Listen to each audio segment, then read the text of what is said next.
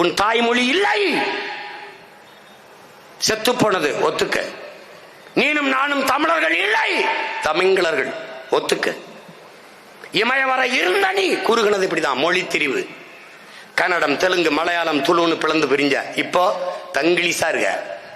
கன்னடத்தோடு சமஸ்கிருதம், தமிழோடு சமஸ்கிருதம், கன்னடம் தமிழோடு தெலுங்கு, சமஸ்கிருதம் தெலுங்கு, தெலுங்கு தமிழோடு சமஸ்கிருதம், மலையாளம் தமிழோடு இப்ப ஆங்கிலம், தமிழம். உன் மனச்சான்ற சொல்ற தலைவர் மேலனே மாவீரன் மேலனே நாம தமிழர்கள் இல்ல. அப்ப என்ன செய்யணும்? செத்து போச்சு, மறுபடி உயிர்ப்பிக்கணும். எவ்வளவு பெரிய வேலை. அதனால என்ன, ஒன்னில் இருந்தால ஒரு புள்ளியில் இருந்து நாம தொடங்கணும்.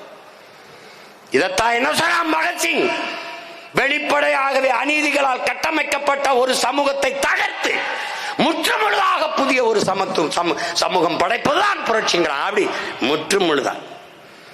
பிரபாகரன் மகன் அரியணையில் ஏறிய நொடி அன்னை தமிழ் ஏறும்டா, ஏறும்டா, நீ எழுதி வச்சுக்கடா. நான் சொல்லணுக்கு அது என் தாத்தன் சொல்றான், முத்துராமலிங்க தேவர் தெய்வ திருமணம் சொல்றான், அருள் வாக்கு சொல்றான்.